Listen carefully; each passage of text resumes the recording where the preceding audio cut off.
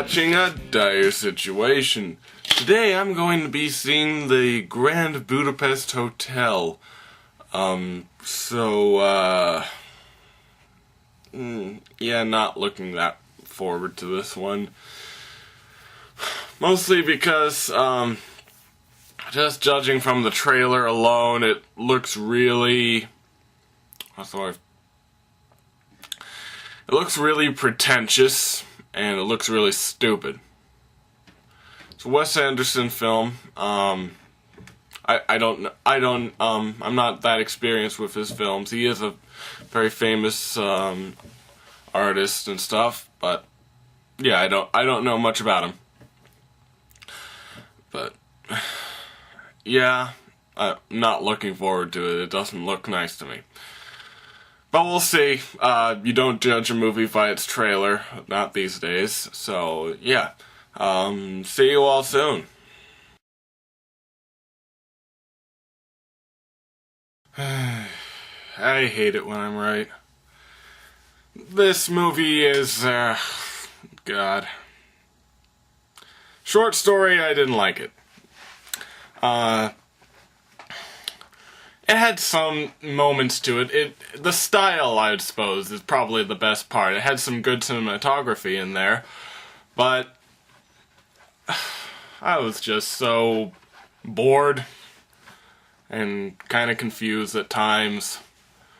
But not really confused because I wasn't paying attention, more confused because the director wanted you to be confused, I guess. Yeah, I would describe this as pretentious, just like I said in the before segment. This is one of those movies that feels it doesn't have to tell you anything because they're just too deep, I guess. Yeah, this really doesn't feel so much as a movie, more of a haha, I'm smarter than you thing. And in that case, yeah, it's really disappointing. But it does have moments. Jeff Goldblum's in this. He's playing a non-Jeff Goldblum character, so that was neat. Bill Murray's has a cameo, but it's not really doing that.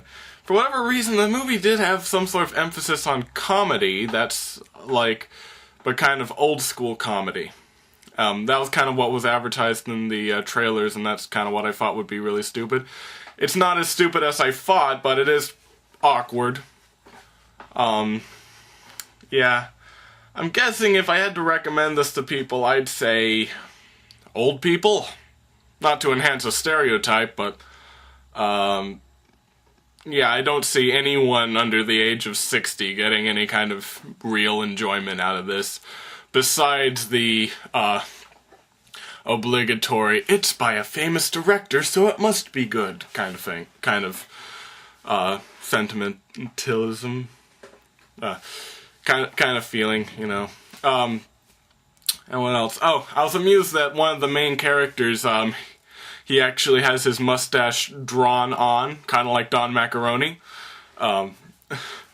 Which I find funny. It's like a little pencil-thin mustache that's actually been drawn on with a marker. We see him draw it on, too, so it's not just bad effects or anything, so. Yeah. The whole movie's told... I guess maybe this is why it's so weird, but it's told through a lady reading a book, which is about a guy who wrote the book explaining in, I guess, a foreword, like his feelings on it, and then going into the book itself. And the book itself is about some guy visiting the hotel and talking to another guy who explains the entire movie through his perspective. Are you... Have you got that? That's the movie. Also, the guy he's talking to, in the flashbacks, he looks nothing like he does when he's old. Like, considering what time period this is set in, I don't think it would be possible for him to change his entire skin color by the time he reaches that age. Because the young version of him is very clearly an Indian man, and the old version of him is very clearly a Caucasian man. Well, the old version of him looks kind of like the most interesting man in the world. So, I'm not sure how they expect us to think he grew up into that. Maybe we're supposed to... As I said, maybe that's why they explain some of the illogicities in there, because of the way the story's being told, because it's being told through the perspective of this guy talking to him. So the guy talking to him imagines him as a young guy being Indian-looking? He has an Indian name. I don't know. It's fucking confusing and fucking boring. Definitely, I'd skip this one. Probably my, I don't know, my second or third least favorite one so far. So, yeah. By the way, at the end of the last episode of this little series here, I'm probably going to rank the 8 best movie pictures. So you have my feelings on the matter by the time the Oscars roll around. And there you go. So, until next time, I'm Glenn Dyer, and you have been watching a Dyer-Situation.